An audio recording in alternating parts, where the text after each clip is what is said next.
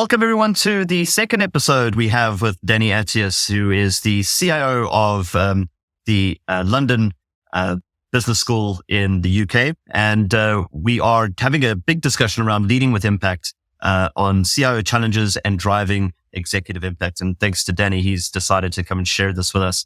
I just wanted to remind everyone that this is the second episode of a two-part episode. If you've missed the first one, the details will be in the notes to go and catch the first one. So please check that one out. And then I just wanted to remind everyone as well that the views and opinions expressed in this podcast are solely those of the individual contributors, that this podcast is my own independent effort, and it is in no way associated or endorsed with any of my employers or clients. So welcome back, Danny. Thank you for joining us again.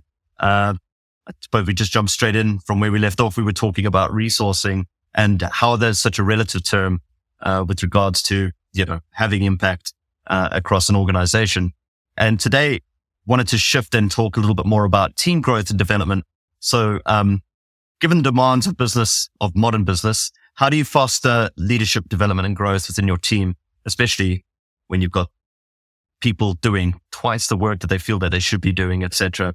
How do you keep that growing and developing? Thank you, Richard. Thank you for having me back. So the vast majority of my energy and my time, I often say I don't really manage tech. I'll say I'm not that technical. Relative to my department, I'm probably the least technical in the department. It's just about people, whether those people are your internal customers, your vendors, or the people that you work with, your staff, and that's the most important part. That's the bit that makes things happen.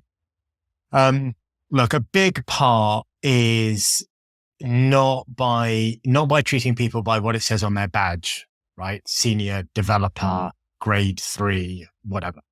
It's Sure. like, what is this individual?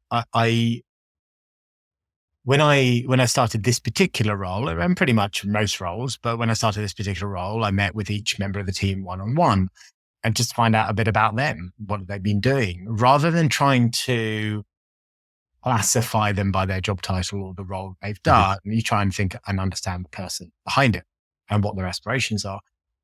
And, one of the people I asked, what do you want to do? Because they had done so many different things. They had done X, Y, all these different roles. And I just, like, what do you want to do? And it was a really interesting moment because she had said no one has ever asked her what she wants.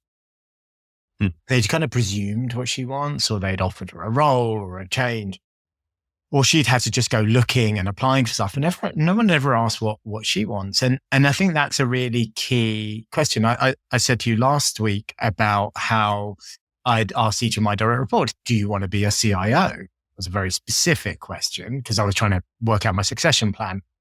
And I think almost if you're a CIO and you've got a load of heads of reporting into you, you would assume that they all want your job, right? That's how a pyramid works. That's how high. And the reality is only one of them wanted my job, and was really grateful for the opportunity to kind of learn alongside, take on additional responsibilities and so on. So I think that's really important, understanding what people want, understanding what makes them tick as well. What do they get excited about? What are their strengths and what are their weaknesses? And look, we all get to a point where, let's call that point 25 years old, right? We all get to a point where you really need to work on your weaknesses. And I think once you pass that point, you got to go, okay, your weaknesses are your weaknesses. Come on. Let's focus on your strengths. Let's know your weaknesses. I think that's really important. I've recently been hacking myself. If you give me a blank sheet of paper, I just don't know where to start. I just don't know where to start. So often what I'll do is a member of the team will write a paper and then I'll pretty much rewrite every single word of it, but I'll do it in record time. And I'll work through with the team member as a learning opportunity, why that happened. And so the thing that I've realized recently about hacking myself, and I know I've gone off topic, so I will come back to it, but things, because I'm quite excited about this now, is I perform best in the moment, right? So if I need to go and do a public talk, people will write to me going, so, could we get a synopsis of what you're going to talk about? Have you got any slides? Yeah. And I'm like, I have never, ever, ever provided, even though I really want to, I just can't. My dream public speaking event is when, as I'm walking up the steps to the stage, someone leans over and whispers in my ear and tells me, and this is the topic. Off you go. And I'm happy, right? So when it's actually showtime, then, so my hack for me, just to be clear, not for everyone else, but for me, if I want to prep a LinkedIn post in advance, trying to write it out on a blank sheet of paper or on a Word doc is not going to happen. It's just not going to happen. I'm going to get distracted by 1,000 other things. But if I open up LinkedIn and I start writing the actual post, I can do it in seconds. And then I just schedule the send, right? Is a huge right, yeah. If I get asked to do something, I'll start writing the response to the WhatsApp or to the email. And then I force yourself going, right, you're on stage now. You got to get it done. You got to get it done. People, once you hit send, it's gone. And so really understanding how people are wired, right? So otherwise, I prefer to think out loud, and it really works for me. It really works for me. Right. Came up with a solution yesterday by contacting someone in the business and talking out loud, talking through their problem out loud, and boom, we got a solution that we've now rolled out across the entire organization in 24 hours. It was brilliant. But not everyone wants to work out loud. Some people are reflective. And it's obvious, but so if you want to run every meeting going, we'll just make up the agenda on the fly, and then we'll just rat-a-tat-tat through the things. What do you think? Okay, great. We're all done. You do that, you do that, you do that. Let's go. That suits me great. But I appreciate not everyone in the room can function like that. So then we go, okay, can we plan it ahead and trying to find the right thing? So your question was, right, how do you get the most out of the team? How do you nurture the team? How do you grow the team? Well, a diverse team, and by diverse, I mean they come from business, or they come from different backgrounds, or they come from different industries, or different ethnicities, or different whatever.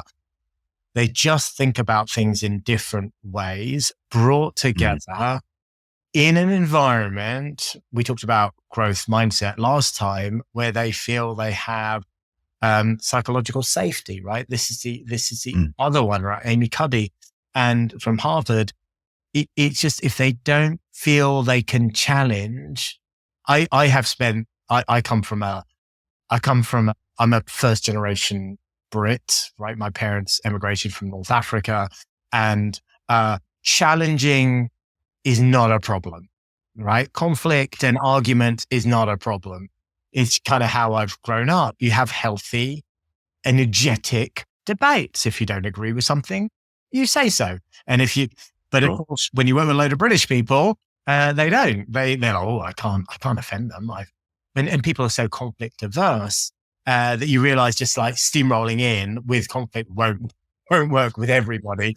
They just kind of freeze up. But some people, it works with really well. Like, oh God, here comes Danny. Yeah, you get a great conversation. So you kind of finding all of those different ways of what makes people tick. And the reason I mention that is because you've got some people, they'll sit. Everybody sees it. Everyone sees the wastage, the inefficiency, they all, without a doubt, unless they're creating the block, then they might not see it, but everyone else will see it. But what they don't do generally, is challenge it. Oh, well, it's not really my place, or they don't report to me, or they're my manager, or they're in a different department, and you just kind of go, are we all so paralyzed that we just can't get anything done? So in terms of kind of nurturing that team, it is listening to them, understanding what works for them. And then sometimes knowing when to lean in and remove a blocker for them and show them how you do it. Obviously, it's easier if you're in a position of authority, but it doesn't mean it's easy. And then just building up their confidence, and then giving them the responsibility and the autonomy and the accountability. So very long-winded, multifaceted answer on a very simple question, but I'll pause for you. Well, what I'm taking away from that is it's taking the time, getting to know everyone on the team, and key point you're making there was not based on title, not based on things like that, but based on the individual. What are they wanting? What are they looking for? Where have they come from? And keeping that in mind in terms of when new initiatives come up where you think they'd be best placed, and providing them with the opportunity to get involved in things slightly outside of even their comfort zone, perhaps, and empowering them to dispute or challenge the norm or the way things are done in order to, give them the ability to start driving more momentum in certain areas is what I'm taking away from, the message that you're giving over there. Yeah. And last time we also touched on small, perfectly formed autonomous teams that are aligned to great services, and functions. And so now suddenly you've got 3 or 4 people rather than going, I'm a project manager, I'm a product manager, I'm a scrum master. It's just like, you know what, guys, you've all got different skills, but you can all fill in different gaps. It's falling to you. Let's go. Let's get this done. Yeah. No hierarchy. You're self-managing. Your job is to get this done. It's a team responsibility. But it's really hard to do that in a legacy environment that is very tightly coupled, full of technical debt. Because no one can move without someone making a change on that one single database. Only one person can change. Oh, and that person, by the way, sorry, they retired 2 years ago. So no one can make the change now. That kind of environment, and they all exist. But I think that's really important. But getting people in the right environment. I've really enjoyed it when I've been able to kind of say to people, I get a bit excited, right? I see a bit of talent and I'm like, you know what we'll do? We're going to do a roadshow. And then what you can do is you can present this stuff and then you can take ownership and then you could. And I love it when they go, actually, I'm not comfortable doing that. So great, because they're being honest with you. Okay, let's bring it back. You know what? Cool. I'll do the roadshow. Yeah. You do the design, or this person could come in and help with that bit, right? You're an introvert. They're an extrovert, whatever it might be. Or they might say, I'd love to do, but I got a lot going on at home right now. And I don't feel like I've got the energy or the capacity to be able to do that right now. And it's awesome. Because you know what the alternative is? They go, okay, everything falls apart. And then they sign off sick. It's just, so creating that environment where they feel comfortable enough to be honest, and take on, and equally when the person says, I want to do that roadshow, I'm like, let's work on your public speaking skills. And then let's start small, let's build it up, and know your strengths. So yeah, but it's a matter of interest. It's hard. I was just going to say, sorry, Danny, it's a matter of interest. How do you instill that in the team? Because again, as leadership, sometimes it's often, I see with a lot of leaders, there's this expectation, I keep giving them the opportunity, but no one is ever taking it. Or, they said they want to do it. I've told them it's okay to be open, but they're just not open. So how do you go about bringing that to the table? So I'm not going to pretend that I've got this right. Okay. Just to be really clear. And it's been very hard. But what I do is when you play that line that you just said, well, I keep giving the opportunities, but no one's stepping up. Then you got to go, oh, well, great. Well done. You're brilliant. You've just given everyone an opportunity. Now, hold on. What do you need to do differently? And I heard a really good, and it must have been, if you don't know who to quote, it's got to be Simon Sinek. It was, actually it wasn't Simon Sinek, but it doesn't matter. It was saying, actually, when you go in, and this is something I'm going to do next time, right? On my next gig, because I've already blown this one. I've been in this role for 3 years, so I don't get a fresh start. Instead of going, you're all wonderful, you're all empowered, you've got the freedom and the autonomy to do the things that you think are right. Let's go. And everyone goes, well, when we've taken decisions ourselves, we've been burnt and we never challenge and we never step up to authority, and I'm just going to wait and be told what to do. That doesn't work. And what this particular podcast I was listening to, and this person was like a head of a CIA unit, and they said, actually, what you do is you come in and you need to be quite regimented. You need to be quite structured. well, this is what I expect. This is what I want to get seen, which I hate, right? I hate a manager to do that to me. And then once you've done that, you then identify where the growth is, and then you start to release back and create freedom. Because I just think going from too much control to too much autonomy too quickly is quite frankly terrifying. Terrifying, absolutely. And it depends on the culture. Like, how do you understand what the leadership has been in the past, right? You might be lucky. You might be taking over a really great, well-running, smooth operation that just needs tweaking and optimizing. Or you might be going into rescue. And if you're going into rescue, you've got to understand, why does it need rescuing? And I can tell you, normally it's not the actual people in the team. It's how they've been treated. And it depends on the length of service. I've worked in actually almost all my organizations. The length of service is incredible. Like, someone hits 15 years and you don't even recognize it because that's an island. Pretty normal. Yeah. People are hitting 20, they're hitting 25. And so you got to go, well, hold on. This person might have experienced 5 different organizations, including Google, Amazon, or Salesforce. This person, the first PC they ever saw was when they walked through the front door at this job. And that's the only environment they've ever worked in. So they've got no point of reference of what things could look like or how things could be done. Just kind of working with all of that. But a big part of that is the middle management. If the middle management don't, competency is key, but if they don't understand the vision, the strategy and the vision, and understand, then they will rebel. They will work very hard to protect the people below them from change because they don't understand why the change is happening. And so the middle management can become an incredible plug, a blocker. You've got to take them on that journey and make sure that they're in the right role for them. They might not be in the right role. They might just be in there long enough to work their way up to a particular role, or they might be way too low a role. They should be in a higher role. It really varies, and it varies person to person.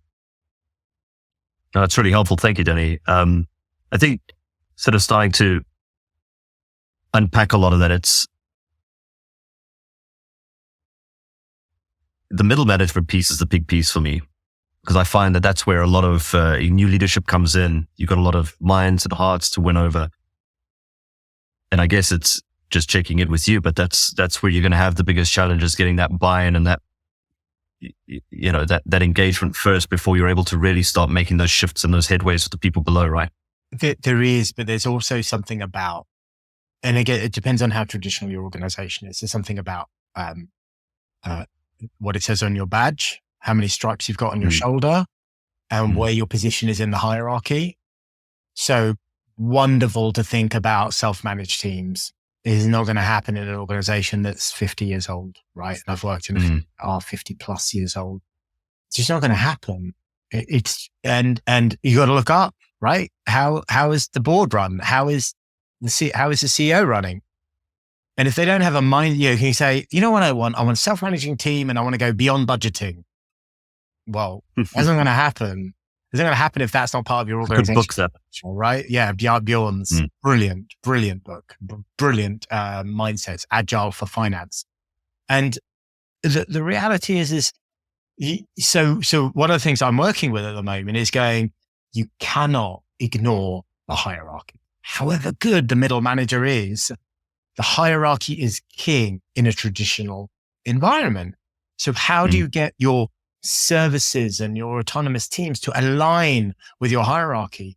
If you've got an incredibly hierarchical organization, you cannot deliver a matrix management structure with teams, because you know what happens, right? You got a hierarchy saying this person reports into this person, reports into this person.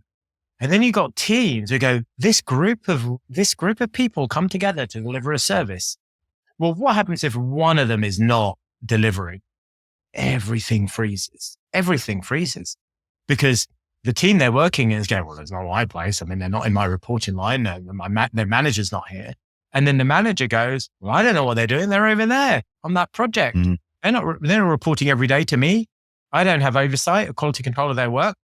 And so you're just going, who's going to deal with this? And it might be wrong, but I think the organizational design and the hierarchy has got to absolutely lock in perfectly for an organization that doesn't have that agile maturity in the first instance. And then you have to then be able to say to the person in the hierarchy, okay, you are running that team. Now go. You've got the skills that you need. You've got the autonomy that you need. You've got the resources that you need. You can make the changes that you need to make that work. Off you go. And then maybe a year, 2 years later, you then build a level of maturity and change that you can start to mix things around and start to change that. But putting the perfect organization together can't happen overnight. And if we're dropping names of books, then my absolute go-to book at the moment is Team Complexities by Matthew Skelton and Manuel Pace, who I met at a conference a couple of weeks ago. And it's all there. It's absolutely brilliant. But you can't just implement. You can't just transform to it. It's just, how do you get on that journey? It's really, really hard. And when that's a subject for 10 more podcasts. But absolutely. I was going to tease at it and sort of say, well, if you were to join a traditional based organization, very old based organization, is that something you'd ever see yourself taking a challenge like that on, Danny? Yeah. Let me put it another way, right? Never again is my short answer to your question. But I just think the hack is you've got to align the hierarchy to the delivery design model. So if you can do that, then the responsibilities and the reporting lines, whilst they shouldn't be important, are important. And then it's just you have to have a certain level of architectural maturity to decouple core services. Because as long as the core services are shared, the teams have to centralize around those core services. And if that core service is one database that runs the entire business, then every single team is correlated around that core service. Then how do you create how do you decouple those two? And that's very hard to do. And if this were a technical station, I could go into a lot more detail, but I won't. Well, that's a key message though, because I think a lot of middle sort of leaders in large organizations trying to make these changes. So message that, keep trying to drive back to them is like, until you can get your senior leadership to agree that you have to do that org design and move that org design forward, you're going to be tripping over your shoelaces consistently, because I haven't seen as yet the possibility of being able to make these quick transformations and starting to work in much more agile ways until you've done that really heavy, burdensome work of trying to restructure and rebuild the way in which you execute as an organization. And that's only going to happen on CIO, CEO level, right? Yeah. And if we to take our favorite word, quick wins, then you find a greenfield project, a greenfield team that is decoupled from all of those things. And you work with that team. The reality is that can take 1.5 to 2 years to get that working in the right way and the right practice. Actually, if it's too good and it's made up with external people and it goes too fast, then it's just like... You leave everyone behind. Everyone else will just go, but we can't do that because we're keeping the business running. And it's super hard. I just think it depends on your gig, right? When you take on a gig like this one, you're in it for the long. On my first day, I don't know how many CIOs had been in this role before me. It was a lot in a very short period of time. And it was the same in my last role. And you get asked the same question. How long are you going to be here for then, eh? Because the last one only lasted 3 months, 6 months, whatever. And I said 3 to 5 years. I say 3 because that's how long I want it to take. I say 5 because that's how long I realize it probably will take. And I just said 3. I was right. It wasn't going to be 3 because we're not there yet. And I think it's about legacy. So you want to, I don't want to leave halfway through something. I will leave if I don't feel empowered to be able to influence the change that I want to influence. That I will leave at that point because there's no point.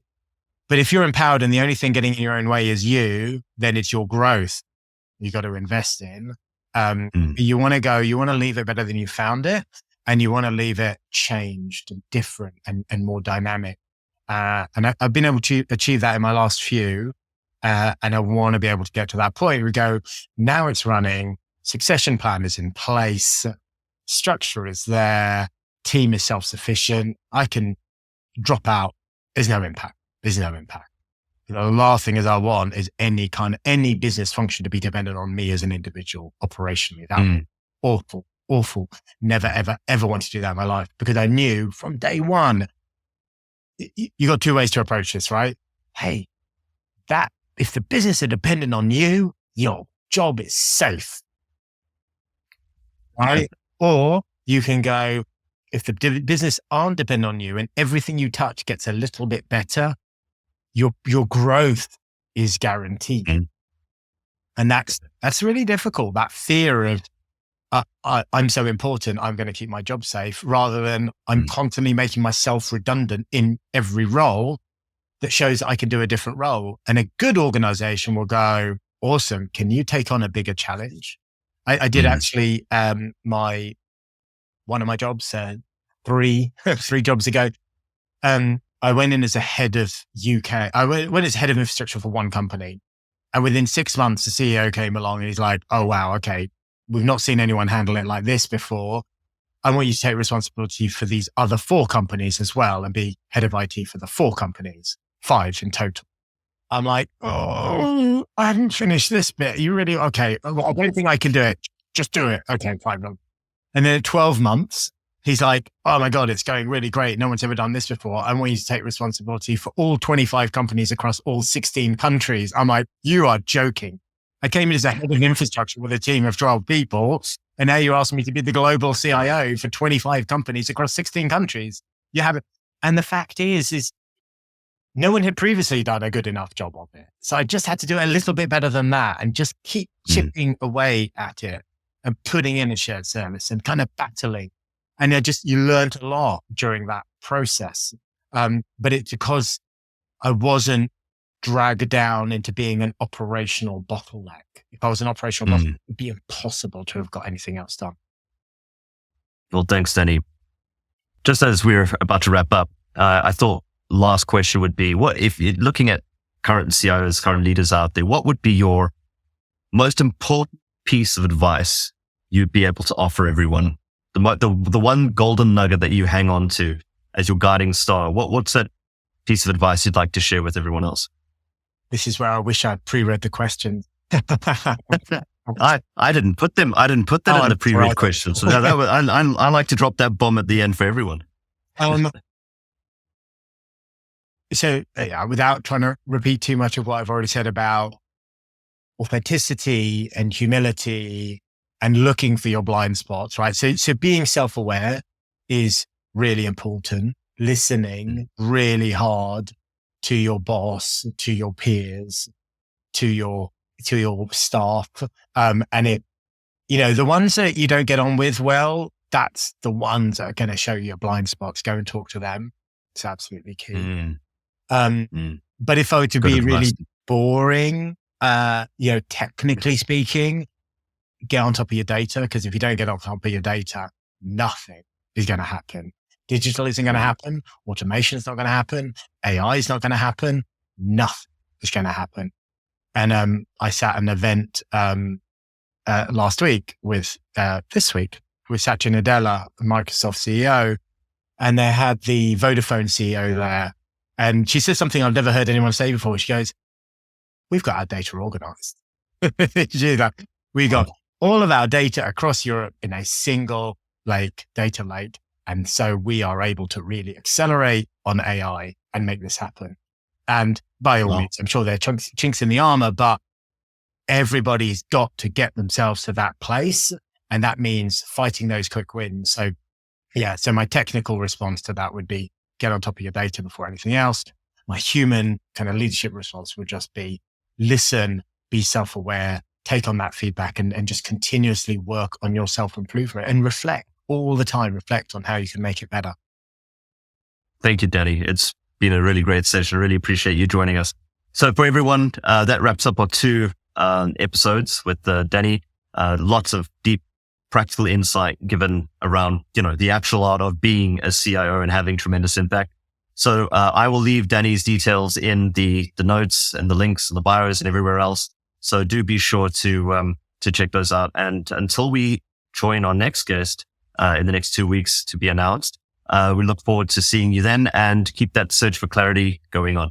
All the best, everyone. Bye-bye.